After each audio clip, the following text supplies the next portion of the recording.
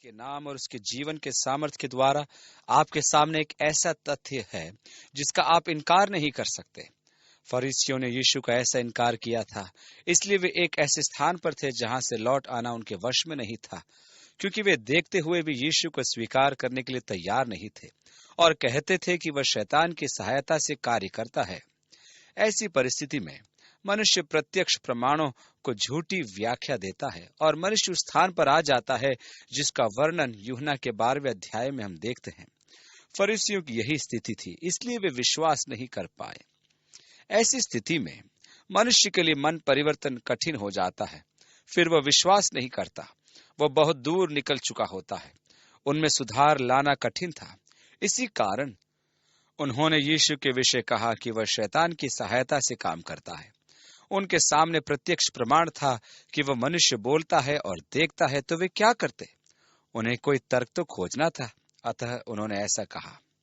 अब यीशु 33वीं आयत में आगे कहता है, यदि पेड़ को अच्छा कहो तो उसके फल को भी अच्छा कहो, या पेड़ को निकम्मा कहो तो उसके फल को भी निकम्मा कहो, क्योंकि पेड़ फल ही से पहचाना जाता है। हे सांप के बच्चों, तुम बुरे होकर क्यों कर अच्छी बातें कह सकते हो? क्योंकि जो मन में भरा है वही मुंह पर आता है। भला मनुष्य मन के भले भंडार से भली बातें निकालता है, और बुरा मनुष्य बुरे भंडार से बुरी बातें निकालता है। और मैं तुमसे कहता हूं कि जो जो निकली बातें मनुष्य कहेंगे, न्याय के दिन हर एक बात का लेखा देंगे, क्योंकि तू अपनी बातों के कारण निर्दोष और अपनी बातों के कारण ही दोषी ठहराया जाएगा। इस पर कितने शास्त्रियों और फरीसियों ने उससे कहा, हे गुरु, हम तुझसे एक चिन्ह देखना चाहते हैं। उन्होंने अभी प्रत्यक्ष प्रमाण देखकर स्वीकार न किया। उन्होंने उस व्यक्ति को भी देखा जिसकी भुजा यीशु ने ठीक की थी, परंतु उनकी समझ देखिए कि वे अब भी यीशु से मसीहा होने का चिन्ह मांग रहे हैं। उसने उत्तर दिया, इस युग के बुरे और व्यभिचारी लोग चिन्ह ढूंढते हैं, परंतु यूनुस भविष्यद्वक्ता के चिन्ह को छोड़ कोई और चिन्ह उनको न दिया जाएगा। यूनुस 3 रात दिन जल जंतु के पेट में रहा, वैसे ही मनुष्य का पुत्र 3 रात दिन पृथ्वी के भीतर रहेगा। निनवे के लोग न्याय के दिन इस युग के लोगों के साथ उठकर उन्हें दोषी ठहराएंगे, क्योंकि उन्होंने यूनुस का प्रचार सुनकर मन फिराया, और देखो यहाँ वह है जो यूनुस से भी बड़ा है। फरीसियों को दिए गए इस उत्तर में वह बाइबल के 3 तथ्यों की पुष्टि करता है। 3 तथ्यों को उच्च श्रेणी के आलोचक स्वीकार नहीं करते, क्योंकि वे ये मानते हैं कि बाइबल के किसी भाग को स्वीकार करना और किस भाग को स्वीकार नहीं करना उनका सुरक्षित सर्वाधिकार है।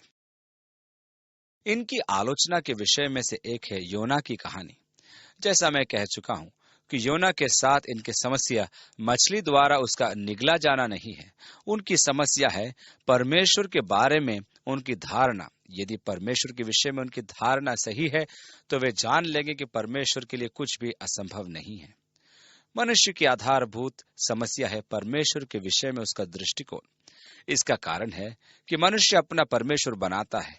कहने का अर्थ यह है कि जैसा वह चाहता है परमेश्वर वैसा ही करे। अनेक व्यक्तियों को परमेश्वर के प्रकटीकरण से समस्या है, क्योंकि परमेश्वर के प्रकटीकरण के कुछ पक्ष उनकी अपनी विचारधाराओं से मेल नहीं खाते। उदाहरण, वे कैसा न्याय करेंगे, वे जगत का संचालन कैसे करेंगे, वे मनुष्य की रचना कैसे करेंगे, वे स्वतंत्र इच्छा का प्रयोग कैसे करेंगे, वे चयन कैसे करेंगे आदि। वे परमेश्वर के उस प्रत्येक कार्य को कैसे करेंगे जो उसने आज तक किए हैं। यही कारण है कि वे परमेश्वर के प्रकाशन को स्वीकार नहीं करते। वे अपनी उपासना करना चाहते हैं। जैसा कि हम देख चुके हैं, मनुष्य के मन पर 2 ही बोझ है, एक यह कि परमेश्वर की इच्छा पूरी करना और दूसरा स्वयं की इच्छा को पूरी करना। यीशु ने 11वें अध्याय में कहा था, मेरा जुआ सहज है और मेरा बोझ हल्का है। उसका बोझ क्या था? परमेश्वर की इच्छा को पूरी करना। आपका बोझ क्या है? अपनी इच्छा को पूरी करना। बोझ बहुत अधिक है। यीशु ने कहा, हे बोझ से दबे और थके मांदे लोगों, मेरे पास आओ, मैं तुम्हें विश्राम दूंगा। दाऊद ने ध्यान दिया कि मनुष्य ने किस प्रकार अपने देवता बना लिए थे। उसने कहा, उसने लकड़ी के टुकड़ों को तराश कर दिया। आपने अनेक देवी देवताओं को देखा होगा जो सोने और चांदी के भी होंगे। लोग उनके सामने धूप जलाते हैं और झुकते हैं तथा उनकी उपासना करते हैं। दाऊद ने उन्हें देखकर कहा, उनकी आंखें हैं पर वह देख नहीं सकते, उनके कान हैं पर वे सुन नहीं सकते, उनके पैर हैं परंतु वे चल नहीं सकते, उनके मुंह है परंतु वे बोल नहीं सकते। दाऊद ने ध्यान से देखा कि मनुष्य ने देवताओं को अपने ही रूप में सृजा। आपके आंख, नाक, कान, मुंह और हाथ पैर हैं, इसलिए आपने उनको ये सब बनाकर लगा दिए, परंतु वे किसी काम के नहीं। कहने का अर्थ यह है कि वे मनुष्य से कम है। दाऊद ने एक और बात पर ध्यान दिया कि अपने देवी देवताओं को बनाने वाले मनुष्य उनके सदृश होते हैं। यदि आपका देवता गूंगा है तो आप भी गूंगे हैं। यदि आपका देवता बहरा है तो आप भी परमेश्वर की सुनने में बहरे हैं। आप परमेश्वर की वाणी नहीं सुनते, आप उसके कामों को नहीं देखते, आप परमेश्वर की उपस्थिति का बोध नहीं कर पाते। आप निर्बोध देवता की उपासना करते करते स्वयं निर्बोध हो जाते हैं। अब कोई यह कहे मैंने परमेश्वर को नहीं देखा, इसका कारण है कि मैं निर्बोध हो चुका हूं, क्योंकि मैं निर्बोध देवता की उपासना करता हूं। यह एक गंभीर श्राप है कि मनुष्य अपने देवता के स्वरूप में हो गया है। और यदि मनुष्य सच्चे परमेश्वर के स्वरूप हो जाता है तो वह एक महान आशीष का कारण होता है। प्रियो, अब हम परमेश्वर की संतान हैं। अभी तो प्रकट नहीं कि हम क्या होंगे, परंतु हम ये जानते हैं कि जब वो प्रकट होगा तो हम उसके सदृश होंगे। क्यों? क्योंकि मनुष्य अपने उस परमेश्वर के स्वरूप में हो जाता है जिसकी वह उपासना करता है। हम तो अनावृत चेहरे लेकर प्रभु की महिमा को निहारते हैं और उसी के जैसे धीरे धीरे अंश अंश करके महिमा से महिमा में बदलते जाते हैं। यदि हम वास्तव में यीशु की उपासना करते हैं तो हम दिन ब दिन पवित्र आत्मा की मदद से यीशु के समान होते जाते हैं। यहाँ यीशु योना की कहानी को सत्य सिद्ध करता है। मुख्य विषय वही है कि परमेश्वर के विषय आपका दृष्टिकोण क्या है। दूसरा तथा जिसकी यीशु पुष्टि करता है वह यह है कि उसका पुनरुत्थान जो 3 दिन और 3 रात पश्चात होगा। उच्च स्तर के आलोचक यहाँ भी सहमत नहीं होते, परंतु यीशु स्वयं इस तथ्य की पुष्टि करता है।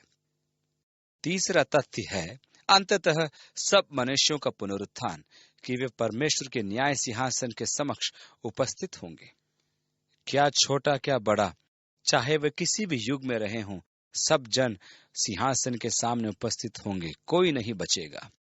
41वीं आयत, निनवे के लोग न्याय के दिन इस युग के लोगों के साथ उठकर उन्हें दोषी ठहराएंगे। इसी महान दिन का उल्लेख दानियल अपनी पुस्तक के अध्याय 12 में करता है, उसकी 2 आयत में। और जो भूमि के नीचे सोए रहेंगे उनमें से बहुत से लोग जाग उठेंगे, कितने तो सदा के जीवन के लिए और कितने अपनी नाम धराई और सदा तक अत्यंत घिनौने ठहरने के लिए।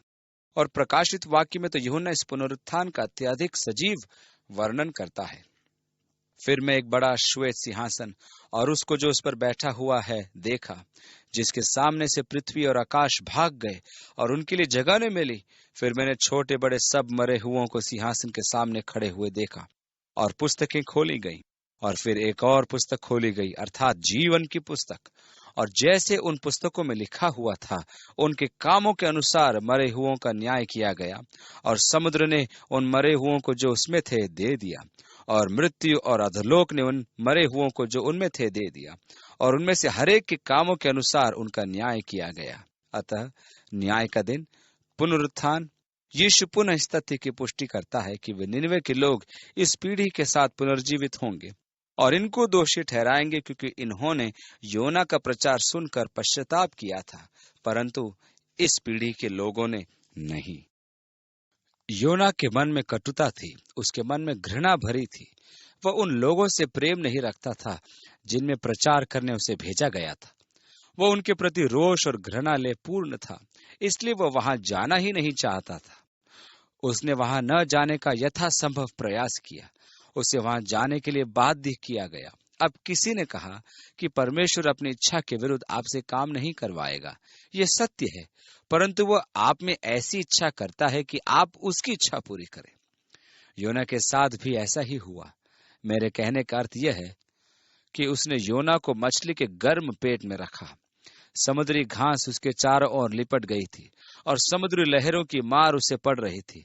किसी स्तनधारी प्राणी के शरीर में 30 से 32 डिग्री का तापमान होता है। अंत में हार कर उसने प्रभु से कहा, बहुत हुआ, मैं बाहर जाना चाहता हूँ।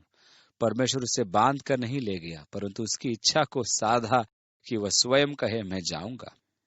ये ठीक वैसी ही प्रक्रिया है जैसे कि एक बच्चे के साथ होती है जब उसका पिता उसे 2 या 3 बार बैठने के लिए कहे, परंतु वो बैठने से इनकार करे और उसे उसकी कमर पकड़कर उसका पिता बैठा दे, तो उसका मन यही कहेगा, मैं बाहर से बैठा हुआ दिख रहा हूं, परंतु अंदर ही अंदर मैं खड़ा हूं।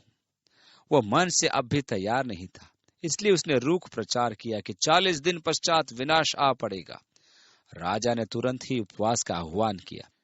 उसने स्वयं टाट ओढ़ी और राख डाली। उन्होंने प्रार्थना की कि परमेश्वर से दया की याचना कौन कर सकता है। उन्होंने हृदय से पश्चाताप किया। एक चमत्कार। और यहाँ ये लोग जिनके पास यीशु प्रेम और अनुकंपा से पूर्ण होकर आया था, उन्होंने उसका त्याग किया। निसंदेह निनवे के लोग उन पर दोष लगाएंगे, क्योंकि उन्होंने तो योना के संदेश पर विश्वास करके पश्चाताप किया, परंतु ये लोग तो मसीहा का ही त्याग करते हैं। 42वीं आयत। दक्षिण की रानी न्याय के दिन इस युग के लोगों के साथ उठकर उन्हें दोषी ठहराएगी, क्योंकि वह सुलेमान का ज्ञान सुनने के लिए पृथ्वी की छोर से आई, और देखो यहाँ वह है जो सुलेमान से भी बड़ा है। मसीह यीशु को त्यागने का कोई बहाना नहीं है, क्योंकि आपके निवारण का वह परमेश्वरीय प्रावधान है, और यदि आप उसका त्याग करते हैं तो प्रत्येक पीढ़ी के लोग जी उठने के दिन न्याय में आपको दोषी ठहराएंगे। अब दुष्टात्माओं से छुटकारे के बारे में यीशु के वचन। जब अशुद्ध आत्मा मनुष्य में से निकल जाती है तो सूखी जगहों में विश्राम ढूंढती फिरती है और पाती नहीं। तब कहती है कि मैं अपने उसी घर में जहां से निकली थी लौट जाऊंगी, और आकर उसे सूना झाड़ा बुहारा और सजा सजाया पाती है। तब वह जाकर अपने से और बुरी 7 आत्माओं को अपने साथ ले आती है, और वे उसमें बैठकर वहां वास करती है, और उस मनुष्य की पिछली दशा पहले से भी बुरी हो जाती है। इस युग के बुरे लोगों की दशा भी ऐसी ही होगी। यहाँ यीशु के कहने का अर्थ यह है, यदि हम केवल दुष्टात्मा का बहिष्कार करने की मनोकामना करते हैं तो हम वास्तव में उसको हानि पहुंचाते हैं, क्योंकि यदि वह रिक्त स्थान खाली पड़ा रहा तो वह दुष्टात्मा अपने साथ 7 और बुरी आत्माओं को लेकर आएगी, और उस व्यक्ति की दशा बहुत बुरी हो जाएगी। अतः आप उस व्यक्ति की सहायता नहीं वरन हानि कर रहे हैं। मैं दुष्टात्माओं को निकाले जाने में विश्वास करता हूँ। मेरी समझ में अंधकार को दूर करने का एक ही उपाय है कि हम प्रकाश उत्पन्न कर दें, इसकी अपेक्षा कि हम अंधकार पर प्रहार करें, चीखें और पुकारें और इस प्रकार उसे निकालने का प्रयास करें। आपको तो केवल प्रकाश का बटन दबाना है और अंधकार दूर हो जाएगा। अंधकार और प्रकाश का सहवास नहीं हो सकता। जब मसीह यीशु किसी के जीवन में प्रवेश करता है, अर्थात उसके मन और जीवन उसे अपना लेते हैं, तो उस महाशक्ति के सामने से अंधकार की समस्त शक्तियां दूर भाग जाती है और मनुष्य उद्धार पाता है। अब उसे उन दुष्टात्मा के लौट आने का भय नहीं होता। इसलिए सर्वोत्तम विधि तो यह है कि आप मनुष्य को यीशु की ज्योति प्रदान करें। दूसरे शब्दों में, उन्हें यीशु दे दें, जिससे कि उनका मन और जीवन उसके द्वारा और उसके प्रेम के द्वारा भर दिया जाए, और उसके प्रताप से अंधकार की शक्तियां अपने आप ही भाग जाएंगी। तब जब वह भीड़ से बात कर ही रहा था तो देखो, उसकी माता और भाई बाहर खड़े थे और उससे बातें करना चाहते थे। किसी ने उसे कहा, देख, तेरी माता और तेरे भाई बाहर खड़े हैं और तुझसे बातें करना चाहते हैं। यह सुन उसने कहने वालों को उत्तर दिया, कौन है मेरी माता और कौन है मेरे भाई? और अपने चेलों की ओर अपना हाथ बढ़ाकर कहा, देखो, मेरी माता और मेरे भाई ये हैं। क्योंकि जो कोई मेरे स्वर्गीय पिता की इच्छा पर चले वही मेरा भाई और बहन और माता है। वे जो मरियम की उपासना में विश्वास रखते हैं यहाँ परेशानी का सामना करेंगे, क्योंकि यीशु ने स्पष्ट कह दिया था, कौन है मेरी माता? संपूर्ण पवित्र शास्त्र में कहीं एक बिंदु भी तो नहीं है जो हमें मरियम के द्वारा स्वर्ग के राज्य में प्रवेश करने का मार्ग बताती है या मसीह यीशु से अनुग्रह प्राप्ति का परामर्श देती है। यीशु ने केवल यही कहा था कि मेरे जो कुछ पिता से मांगोगे उसे मैं दूंगा। उसने ये कभी नहीं कहा कि जो कुछ तुम मरियम से मांगोगे मैं करूंगा, क्योंकि पुत्र होने के कारण उसकी आज्ञा का पालन करना है। उसने यह भी तो नहीं कहा कि मेरे पास काम बहुत है, इसलिए तुम अपनी याचनाएं मरियम को दे दो और जिसे वह मेरे पास भेजेगी उसे मैं पूरा करूंगा। कौन है मेरे भाई? तब उसने उत्तर में अपने चेलों की ओर संकेत किया। अध्याय 13 के अंत में हम देखेंगे कि यीशु के भाई बहन भी थे, अर्थात यूसुफ के पुत्र पुत्रियां। यीशु तो पवित्र आत्मा का था, इस कारण यह मानना कि मरियम सदैव कुंवारी थी बाइबल आधारित नहीं। अध्याय 13 के पद में लिखा है, क्या वह बढ़ाई का बेटा नहीं? और क्या इसकी माता का नाम मरियम और इसके भाइयों का नाम याकूब और यूसुफ और शमौन और यहूदा नहीं? यहाँ ये संकेत भी है कि उसके सौतेले भाई उसमें विश्वास नहीं रखते थे। ध्यान दीजिए कि उसने कहा था, भविष्यद्वक्ता अपने देश और अपने घर को छोड़ और कहीं निरादर नहीं होता। वो अपने ही परिवार द्वारा परित्याग का परिपूर्ण अनुभव कर रहा था। उसके भाई भी एक बार उसे लेने गए थे। वे सोचते थे कि उसका मानसिक संतुलन बिगड़ गया। ऐसे लक्षणों में आता है मनुष्य का स्वयं से बातें करना, जिसे मनोवैज्ञानिक भाषा में स्किज़ोफ्रेनिया कहते हैं, अर्थात जिसका मानसिक संतुलन खंडित हो गया हो। इसका अर्थ यह हुआ कि वे जो यीशु के साथ गहन सहभागिता रखते हैं, उनका संबंध यीशु के साथ भाई बहनों से गहरा है। मसीह के परिवार में आपके संबंध अपने परिवारों के संबंध से घनिष्ठ होते हैं। आप में से अनेक होंगे जिनके परिवार परमेश्वर के परिवार के सदस्य न हों, और मसीह के कारण आपको अपने परिवार में यातना सहन करनी होती होगी। परंतु सत्य तो यह है कि आप अपने सगे संबंधियों की अपेक्षा अब एक